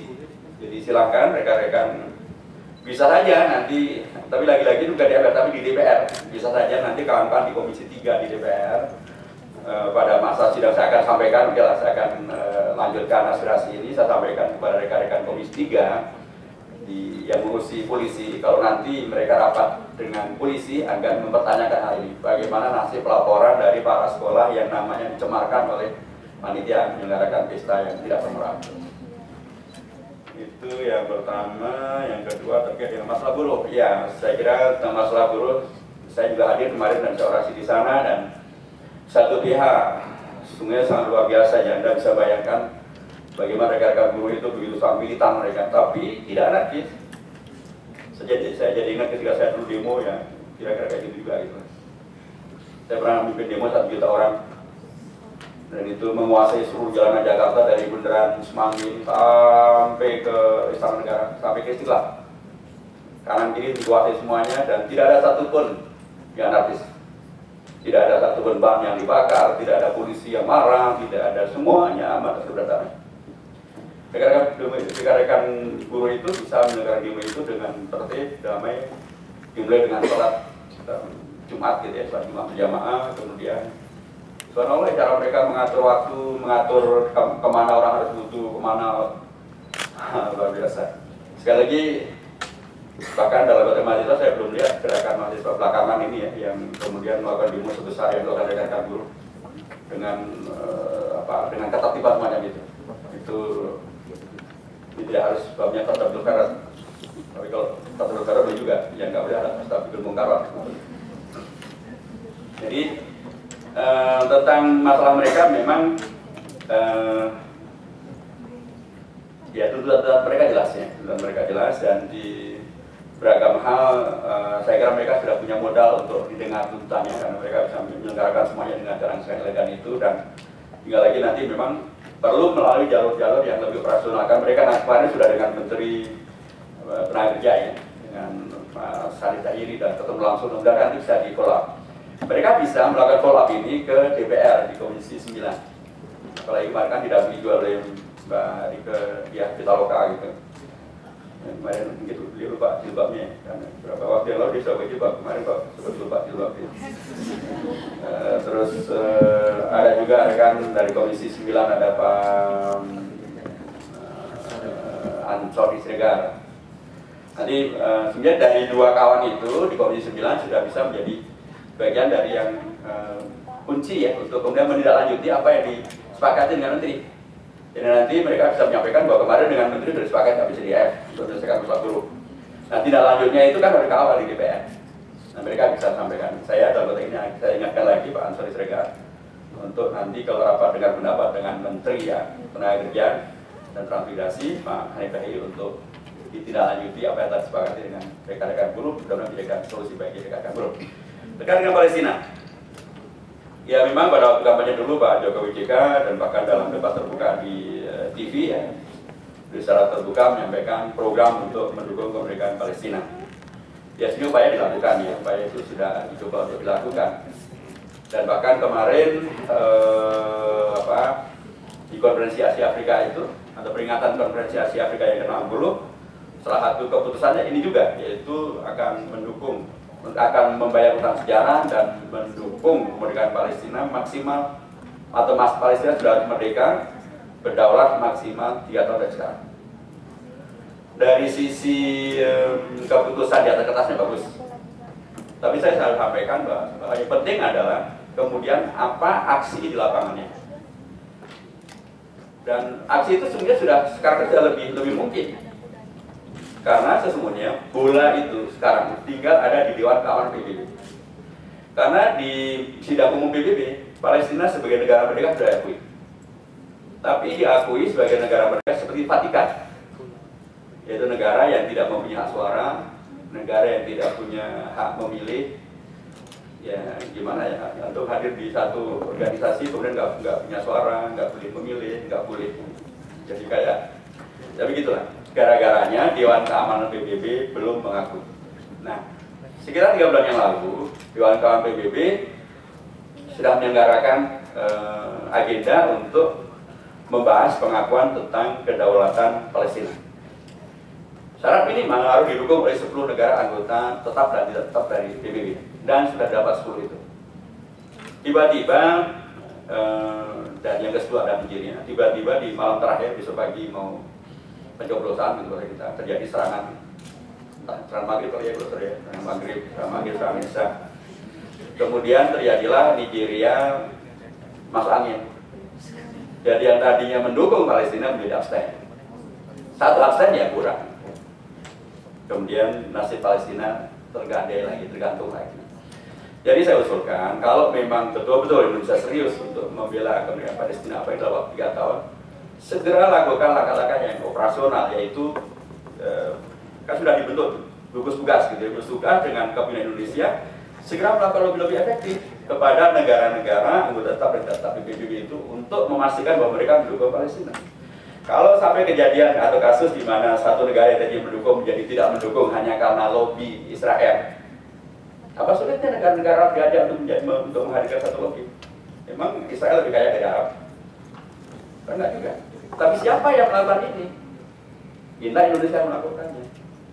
Dan Indonesia dalam hal ini kita mempunyai, saya tidak dalam posisi untuk menurut tangan antara Jokowi JK, tapi kualifikasi Pak JK itu sangat diakui untuk menjadi bagian dari yang menghadirkan harmoni, mendamaikan begitu-begitu. Artinya kita punya orang juga, ditambah yang lain-lain. Jadi dari sisi perjuangan, saya tahu sudah diperjuangkan Pak. Tapi ini juga bukan baru pertama kali. Ini yang terjadi sekarang ini akumulasi dari perjuangan dari sejak zaman dulu. Dulu Bung Karno pun tidak, ketika menyelenggarakan konferensi Asia Afrika itu, tidak mengundang Israel. Yang diundang adalah Palestina. Dan sejak zaman Pak Harto selalu di Palestina dibela. Zaman Pak Harto, Pak Bung Karno, Pak SBY juga dibela. Bahkan kita di Komisi 1 sudah membuat keputusan bersama dengan Kementerian Luar Negeri untuk membuka perwakilan Indonesia di Ramallah. Dan bukannya di rumah, di 3 tempat, di Ramallah, di Al-Quds, di Yerusalem, dan di Gaza. Itu keputusan kita dengan pemerintah. Sekarang ini sudah tinggal melanjutkan, jadi tidak sama sekali baru, tinggal melanjutkan. Nah, jadi saya katakan bahwa petanya sudah semakin jelas. Ini tinggal di rekaman PBB. Dan rekaman PBB tadi kondisi semacam itu. Jadi kalau babnya adalah karena salah satu cara Israel adalah dia selalu membeli suara dari negara-negara. Bahkan kadang-kadang dibiayai tuh negara-negara. Negara kecil kayak negara Vanuatu, negara-negara Palau. Pernah dengar Vanuatu Palau? Di mana letaknya? Negara-negara sangat kecil yang mungkin penduduknya nggak lebih dari 100.000 orang gitu. Tapi negara dia. Bahkan mungkin, ya oke lah. Itu sengaja oleh Israel dibeli. Karena apa? Nanti di PBB itu, bagaimana dalam demokrasi yang lain kan, one man, one woman, one food, one faith. Di negara besar, negara kecil, suaranya satu sama juga. Jadi Indonesia penduduknya 247 juta ini sama kelasnya dengan negara Vanuatu yang penduduknya tidak lebih dari 100.000 orang. Nah, saya beli itu suara-suara. Nah, maksud saya Indonesia harus mampu meyakinkan negara-negara Arab yang kaya raya untuk mereka menjadi bagian dari lobby untuk memenangkan perjuangan ini. Karena begitulah perjuangan yang terjadi di sana. Jadi pertanyaan jelas, saya sudah sampaikan masukan saya ini dan kita lihat apa yang akan terjadi pada waktu berikutnya. Saya demikian untuk Bang Edo, terima kasih ya untuk beberapa masukannya tadi. Tentang MPR kok sepertinya nggak ada gaungnya dilaksanakan. Karena memang kalau dari sisi untuk aspirasi, memang MPR bukan tempat aspirasi itu. MPR memang fungsi dasarnya bukan untuk tempat penyampaian aspirasi dari publik ya. Sesungguhnya kalau kita bicara sekarang tugasnya lebih ke DPR-an gitu. MPR itu sebagaimana lembaga negara yang lain, tugasnya limitatif. Kita ada pembagian tugas gitu. Tidak bisa misalnya kemudian Pak Jokowi bicara tentang membuat undang-undang dasar, itu bukan domain dia, itu domain kami di MPR. Atau saya misalnya dari MPR kemudian bicara tentang kita harus membuat undang-undang tentang otonomi daerah, itu bukan domain saya, itu domainnya DPD. Itu pun kalau DPD tidak buat undang-undang, dia mengusulkan membuat undang-undang. DPR misalnya kemudian dia bicara tentang kalau DPR memang agak lebih luas sih karena dia kewenangannya untuk melakukan pengawasan di antara. Jadi menurut saya setiap lembaga itu sudah ada kewenangan masing-masing. Nah, yang terkait dengan aspirasi masyarakat secara langsung memang bukan di MPR, dia terkait dengan di DPR atau untuk sebagian terkait dengan DPD dalam konteks hubungan antara pusat dan daerah. Kalau kita di MPR memang lebih terkait dengan Undang-Undang Dasar, bagaimana mensosialisasikannya, bagaimana mengamandemennya, bagaimana melakukan kajian-kajian terkait dengan Undang-Undang Dasar. Ya memang begitu. MPR juga terkait dengan pelantikan presiden. Maka kemarin waktu pelantikan presiden kan nggak disuruh DPR sama DPD, yang itu adalah MPR. Nanti MPR juga akan menyelenggarakan sidang tahunan. Dia agak berbeda dengan periode yang lalu. Kalau periode yang lalu sidang tahunan tanggal 16 Agustus itu diselenggarakan oleh DPR atau DPD. Nanti diselenggarakan MPR seterusnya sampai 5 tahun yang akan datang. Jadi beragam hal yang nanti juga akan ada laporan, semacam laporan ya dari lembaga-lembaga negara dikeluarkan oleh MPR.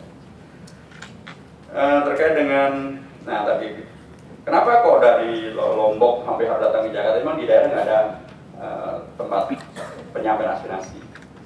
Ada DPRD tempat penyampaian aspirasi. Tapi mengapa dia harus datang ke Jakarta? Karena memang Mahkamah Konstitusi itu adanya hanya di Jakarta. Nggak ada Mahkamah Konstitusi daerah. Pernah dengar Mahkamah Konstitusi daerah? Nggak ada. Jadi dia harus datang ke Jakarta. Karena Mahkamah Konstitusi hanya ada satu di ibu kota negara, itulah di Jakarta. Karena dia datang ke Jakarta karena memang aspirasi dia terkait dengan undang-undang yang dinilai bertentangan dengan Undang-Undang Dasar. Dan itu domainnya ada di Mahkamah Konstitusi dan tempatnya ada di Jakarta.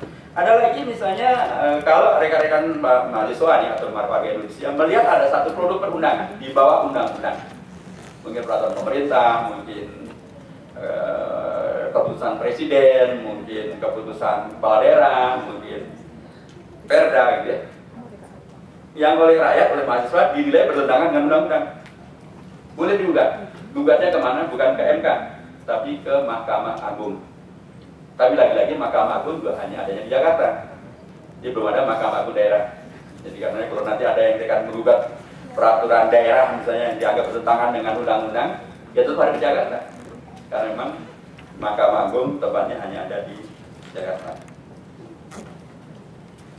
Tentang anggota DPR, DPRD yang terpilih tidak sesuai dengan kualifikasinya, artinya latar belakangnya pedagang, nggak punya keahlian dalam bidang politik, dalam bidang ekonomi, dalam apapun kemudian terpilih hanya karena faktor isi tasnya, bukan karena kapabilitasnya, bukan karena elektabilitasnya, bukan karena kualitasnya, tapi karena isi tasnya. Jadi isi tas memang juga sebagian orang merasa penting. Tapi saya meyakini bahwa kalau tadi rekan menyampaikan bahwa yang terpilih hanya yang begitu, yang nggak mempunyai isi tas nggak akan terpilih sekalipun berkualitas. Enggak juga.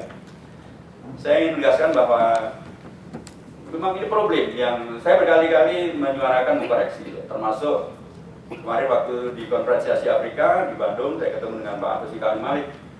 Dan saya bertanyakan kenapa kok di peraturan KPU terkait dengan pilkada ada ketentuan yang membolehkan setiap kandidat memberikan maksimal Rp50.000 kepada konstituen. Saya tanya ini benar nih Bang? Ini Pak, kalau nggak diatur nanti nggak ada batasnya.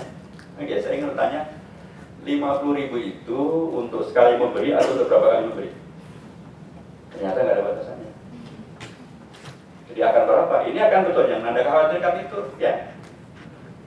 Terus dibilang, terus bagaimana Pak? Ya menurut saya, kalau kita memang betul-betul berkomitmen untuk menghadirkan pemilu yang berkualitas, untuk menghadirkan hasil yang berkualitas, anggota DPR, DPRD yang berkualitas, kepala daerah yang berkualitas, kita harus zero toleran kepada money politik. Bahkan saya berkali-kali mengusulkan, kalau kita mau betul-betul masuk waktu itu kan Mendagri memperwacanakan partai politik akan kasih 1 triliun, gitu kan? Dan itu kan mengatakan kalau pemerintah serius, karena alasannya karena partai politik harus cari uang sehingga kemudian terjadi korupsi, sehingga pejabat partai politik banyak ditangkap, kepala daerah banyak ditangkap kan gitu. Saya bilang kalau pemerintah serius untuk memberantas korupsi dari jalur politik, maka yang dilakukan adalah merevisi undang-undang tentang partai politik, tentang pilkada, tentang pemilu. Salah satu di antara revisi adalah ketentuan tentang money politik itu. Harus ada pasal yang sangat keras yang menegaskan bahwa money politik adalah kejahatan kriminal. Siapapun yang melakukan, baik yang memberi maupun yang menerima, harus diberikan sanksi hukum. Setelah itu terjadi, baru berhenti money politik. Tapi yang sekarang kan yang dikriminalkan kan yang memberi, yang terima kan nggak masalah. Sehingga mereka bikin spanduk di mana-mana kan, desa ini siap menerima serangan fajar. Dan bukan kejahatan apapun. Dan yang terjadi memang saya begitu, dari mereka provokasi. Ada calon A, ini Anda mau ngasih apa nih? Padahal calon B sudah ngasih beras gitu. Kalau Anda nggak ngasih, ya kita nggak akan milih. Nah, calon kemudian Anda ngasih apa nih? Calon A, calon B sudah ngasih beras, ngasih gula. Kalau Anda nggak ngasih, jadi semuanya dipaksa untuk ngasih. Akibatnya rakyat ini nggak sadar. Mungkin mereka merasa bahwa ini kesempatan meres sebagai rakyat gitu ya. Dan mereka lupa bahwa yang diperes itu juga mereka merasa ini no freelance. Ya sudah, nanti mereka melakukan kapitalisasi, terjadi korupsi. Jadi kali karahitan korupsi. Jadi sekali lagi memang tinggal lagi dua-dua. Tapi menurut saya sekali lagi dalam konteks demokrasi yang berkualitas ya mestinya memang bukan isitas yang nomor satu, tapi adalah kualitas, kapabilitas dan sejenisnya. Dan itu harus dibantu melalui undang-undang. Tentang LDK kaitannya dengan agama dan Pancasila. Tadi saya katakan bahwa memang sebenarnya tidak pada tempatnya dan tidak ada tempatnya untuk mendikotomikan ya antara Pancasila dengan agama. Karena itu sebenarnya sudah selesai sejak dari awal. Mengapa sudah selesai sejak dari awal? Karena Pancasila itu kan kalau Anda lihat sila pertama Pancasila 22 Juni bisa disebutkan. Pancasila 22 Juni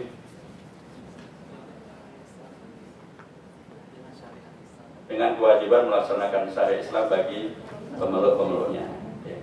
Kemudian Pancasila 18 Agustus Ketuhanan Yang Esa. Dari kewajiban melaksanakan syariat Islam dengan Yang Maha Esa.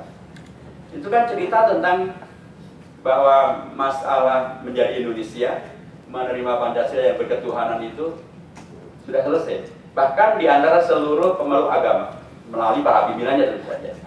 Mengapa demikian? Karena ketika ditetapkan Pancasila 22 Juni dengan redaksi semacam itu panitia 8 yang menciptakan Pancasila itu isinya bukan hanya orang Islam yang beragama Islam, bahkan ada yang nanti kelompok nasionalis, bahkan ada yang Kristiani. Mereka terima itu.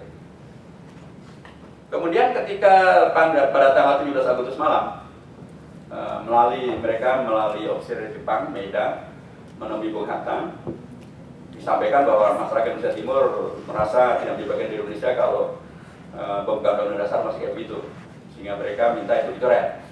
Nah, kemudian Bung Hatta menemui 4 tokoh umat Islam yang mungkin diperkirakan mewakili umat Islam Indonesia. Pertama, mewakili Indonesia Barat yang mungkin dianggap representasi dari kerajaan Islam, yaitu Aceh, Teguh Mawan Hasan.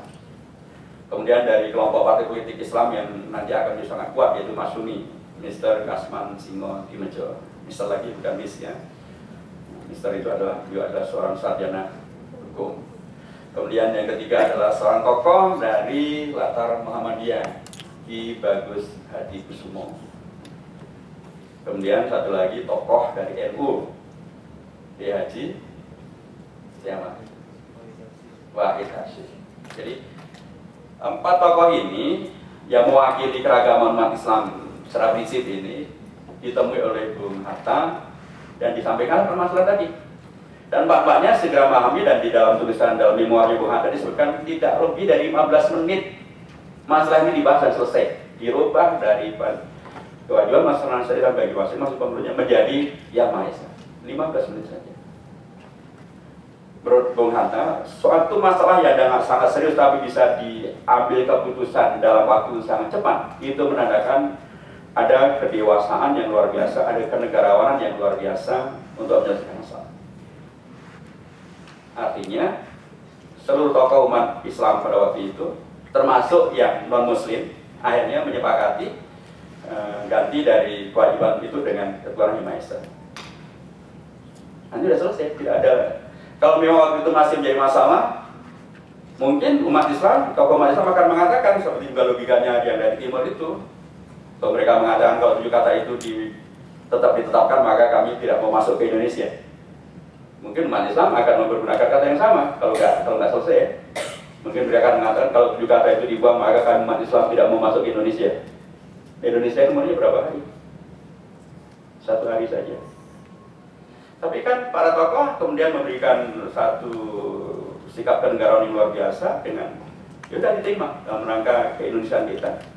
Dan jajah Pancasila ini bukan sesuatu yang kemudian mendikotomikan antara berbangsa dan bernegara dan beragama. Tapi berbangsa bernegara beragama itu adalah satu, ya inilah Indonesia. Karenanya memang agak khas Indonesia. Ditanya Indonesia negara agama? Bukan. Negara sekuler? Bukan. Jadi negara yang bukan. Indonesia negara yang sistemnya presidensial? Bukan. Parlementer murni? Presidensial murni? Bukan. Parlementer murni? Bukan. Jadi ya negara yang bukan. Negara dengan sistem 1 kamar di parlemen? Bukan. 2 kamar? Bukan. Jadi negara yang bukan. Jadi saya sebut Indonesia adalah negara yang bukan. Negara yang khas. Nah Indonesia, karena memang setiap negara itu bebas dia membuat keputusannya sendiri. Asalkan itu disepakati dalam negara, jadi konsensus, jadi konstitusi, hanya sah. Nggak harus taklid dengan negara yang lain, nggak harus ikut-ikutan membebek dengan negara yang lain. Asalkan itu adalah kesepakatan di tingkat nasional. Itulah kesepakatan kita. Jadi memang seharusnya dan sudah sangat seharusnya gitu ya, tidak perlu mempertentangkan antara keduanya. Dan sekalipun memang kadang-kadang ada yang bertentangan. Pada masa Orde Baru misalnya ada Pak Harto ingin mempertentangkan antara Pancasila dan agama, karenanya waktu itu tidak diperbolehkan asas di luar dari Pancasila. Islam itu tidak boleh. Seolah-olah Islam bertentangan dengan Pancasila. Tapi sudah kita koreksi kan. Di era reformasi ini itu semuanya dikoreksi. Nggak ada lagi asas tunggal itu. Karena memang baik untuk partai politik maupun untuk ormas sekarang diperbolehkan. Ya, partai Islam berdasarkan Islam boleh. Ormas berdasarkan Islam ya, boleh. Tadinya akan tidak diperbolehkan, tapi kami satu-satunya fraksi di Komisi 8 yang menolak. Maka kami satu fraksi di DPR yang menolak untuk pemberlakuan asas tunggal untuk ormas. Karena kita katakan untuk partai politik saya tidak ada asas tunggal, masa untuk ormas asas tunggal. Akhirnya tetap boleh. Jadi sekali lagi harusnya memang tidak perlu lagi mendikotomikan antara Pancasila dengan agama.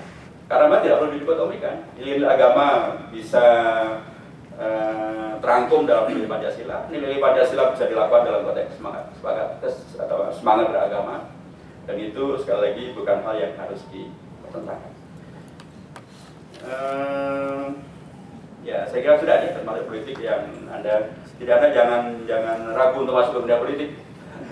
Anak-anak yang cerdas-cerdas, yang pintar-pintar, yang bersemangat, yang sebaiknya justru politik diisi oleh Anda-Anda yang cerdas-cerdas, yang semangat, yang kritis. Jangan dibiarkan, karena sekali lagi di dalam dunia politik, di dunia parlemen ini diperlukan kecerdasan karena kita harus berargumentasi. Kalau kita ingin memperjuangkan suatu rancangan undang-undang misalnya, atau suatu aspirasi misalnya, atau kita mengkritisi satu kebijakan, kan harus cerdas, harus argumentatif.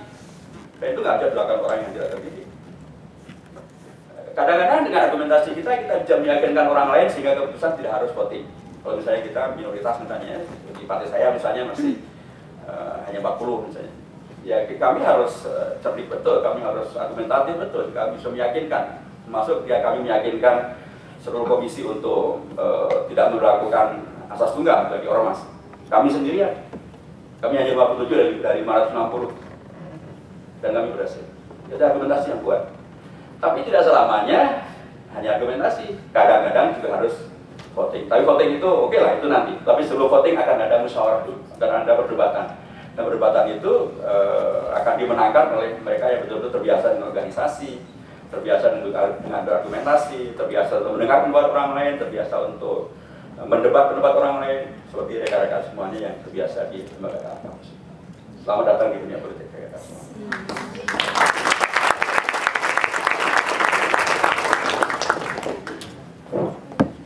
Terima kasih kepada Ustadz yang telah menjawab pertanyaan rekan-rekan, baik yang di sebelah kanan maupun di sebelah kiri saya. Maaf Pak, saya sedikit mau memberikan mungkin saran. Terima kasih untuk penjelasan dari Pak. Untuk membuka suatu penjelasan atau pembukaan baru. Tetapi saya berkaitan dengan yang apa? Untuk menjadi pemimpin Indonesia, pendidikan, saya setuju bahwa pendidikan itu sangat penting, merupakan hal yang sangat penting. Karena memang bangsa itu apabila ingin maju itu harus memiliki pemimpinnya yang berpendidikan. Apakah mungkin itu apabila kita ingin menjadi anggota itu harus melihat latar belakang pendidikan? Tetapi maksudnya saya itu mengoreksi UUD itu supaya memang anggota-anggota itu memang terpilih sesuai kapabilitas mereka, Pak. Soalnya mungkin bisa pedagang mungkin ya mereka memang mempunyai kapabilitas, tetapi apabila kita tidak mempunyai saring lagi penyaringan dari MPR dari lembaga-lembaga yang tinggi, mungkin mereka bakal masih maju karena yang punya kuasa itu memang orang yang punya jabatan kayak gitu. Mau tidak mau yang saya dengar juga kajian itu yang punya kekuasaan itu adalah orang yang punya jabatan. Nah, apabila kita tetap mempertahankan bahwa mungkin tidak apabila kita melakukan suatu pendidikan, melihat pendidikan seseorang untuk menjadikan dia menjadi anggota. Tetapi yang pendidikan dan kapabilitas seperti Ibu Susi Menteri, dia kan tidak mempunyai pendidikan yang mungkin sebut saja sarjana, tetapi dia mempunyai kapabilitas, dia mungkin bisa menjadi menteri. Saya setuju juga dengan menjadi menteri. Dia menjadi menteri gitu. Memang dia mempunyai kapabilitas. Tapi bagaimana dengan yang lain kayak gitu? Penyaringan yang lain. Ya baik, terima kasih. Jadi memang idealnya kalau kita bicara tentang idealnya, demokrasi itu baru akan berhasil di suatu negara yang masyarakatnya pendidikannya sudah maju dan ekonominya juga sudah maju. Kalau belum itu, maka kemungkinan berhasilnya demokrasi memang masih menjadi tantangan. Nah, Indonesia kita sudah menetapkan diri untuk menjadi negara demokrasi. Harusnya kemudian kami Indonesia bergerak cepat untuk memajukan pendidikan warganya dan ekonomi warganya. Tapi realitanya kan seperti sekarang gitu ya. Bu Susi saya kira bagian dari yang anomali. Ya kalau dilihat dari pendidikannya memang seperti itu gitu ya. Tapi kalau dari kualifikasi pribadinya itu mungkin bahkan ya sudah di atas, ya sudah setara doktor lah kita, atau kalau tidak malah profesor gitu ya. Untuk bidangnya beliau, bahwa cara berkomunikasi itu masalah lain lah gitu. Tapi kan yang kayak Bu Susi juga tidak banyak, dan itu karenanya tidak bisa dijadikan sebagai ukuran umum. Nah, ukuran umumnya adalah yang wajar-wajar saja. Yang problem itu adalah yang wajar. Yang wajar itu yang melalui jalur pendidikan yang tingkat SMA paling rendah dan begitu seterusnya. Nah, memang tidak mungkin membuat prasyarat untuk kemudian secara definitif di bawah SMA. Tapi bahkan pun sudah sarjana pun itu juga belum merupakan jaminan bahwa dia seorang yang berkualitas pendidikan tinggi. Karena itu juga nanti kan ya mereka kan tahu lah bagaimana dulu, apalagi dulu kemarin gitu ya, tentang masalah jabatan ujian nasional yang bisa ada bocorannya gitu ya. Kemudian pun juga bahkan ijazah bisa juga ada yang palsu, bisa bla bla. Jadi kata kuncinya menurut saya adalah memang secara prinsip, karena setiap calon anggota DPR atau DPRD itu mengkampanyekan diri di tengah masyarakat, masyarakat diharapkan juga menjadi bagian dari yang memfilter. Kan dikenal nih, waktu kampanye kan ketahuan, orang ini bisa atau enggak sih, kan gitu. Kalau ngomong aja nggak bisa, kalau maju ke panggung aja nggak berani, kalau jemput informasi saja kebalik-balik, misalnya hanya joget misalnya, bisa kayak gitu dipilih, sekalipun dia misalnya melontarkan ucapannya. Nah kalau dalam politik Islam itu kan ada kaidah, kama takunu yuwalla alaikum. Kualitas Anda seperti apa? Kira-kira begitulah yang akan Anda jadikan si pemimpin. Kalau Anda suka dengan dangdutan, ya mungkin presiden Anda adalah raja dangdut. Kalau Anda suka dengan masjid, nggak mungkin Anda memilih pemimpin yang anti dengan masjid. Yang Anda pilih adalah pemimpin yang suka dengan memamparkan masjid. Kalau Anda seorang yang anti pornografi, nggak mungkin Anda memilih tadi TO tadi, nggak akan Anda pilih sebagai wakil Anda. Kalau Anda seorang yang permisif gitu ya, nggak mungkin Anda memilih para aktivis yang melarang ini dan melarang itu. Itulah kaidah prinsip di dalam relasi antara yang dipimpin dengan yang memimpin. Nah, karenanya kalau sudah munculnya kayak gini itu kemudian juga menjadi cerminan kira-kira jalannya begitu juga sama rakyatnya. Nah, agar kemudian itu terkoreksi, ya di satu pihak rakyat juga perlu terlibat. Karena kalau dari sisi formal undang-undangnya nggak ada cacatnya. Dari sisi persyaratan menjadi calon anggota dewan itu sih standar. Tapi kemudian siapa dari si A, si B, si C untuk jadi anggota DPR itu memang ada filternya, juga ada di partai karena peserta pemilu adalah partai politik. Tetapi partai politik kemarin menjadi dicederai dengan keputusan dari Mahkamah Konstitusi yang menegaskan, dulu kan ya, agak teknis ya, istilahnya proporsional stelsel tertutup. Itu artinya adalah yang terjadi, yang jadi partai politik mencalonkan orang-orang, orang terbaiknya 1, 2, 3, 4, 5 dan seterusnya. Nanti yang akan jadi itu adalah yang mendapatkan urutan tertinggi, nomor 1 misalnya. Dan partai politik kalau menaruh orang di nomor 1 itu adalah orang yang terbaik yang ada di partai. Nah kalau orang yang terbaik di partai biasanya memang orang yang berkualitas.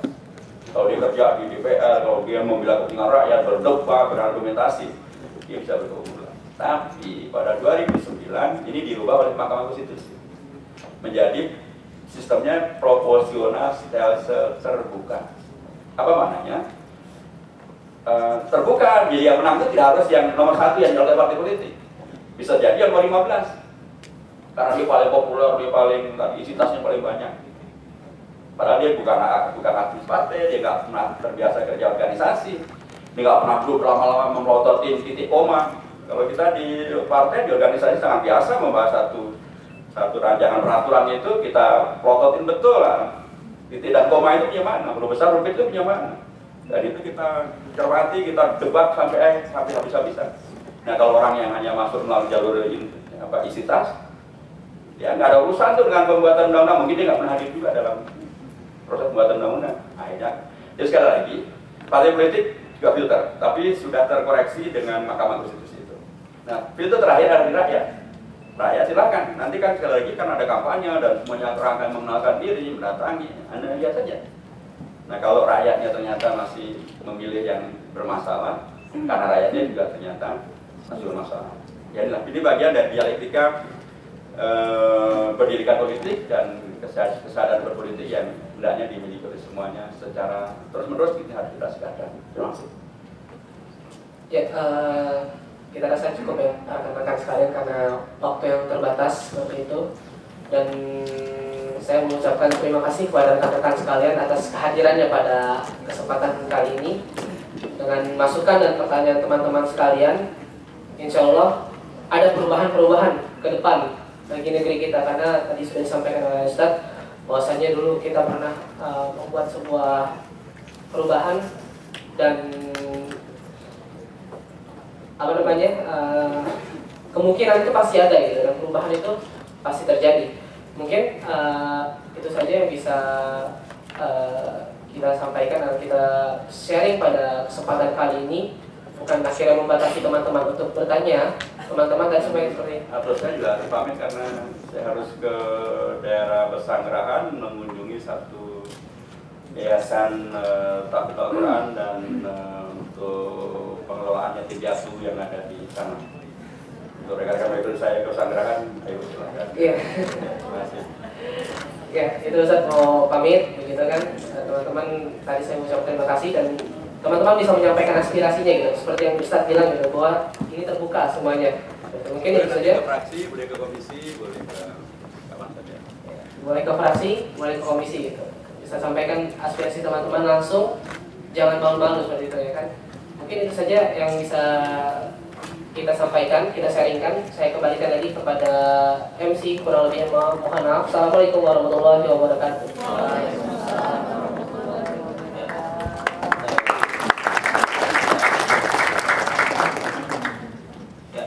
Terima kasih kepada Bapak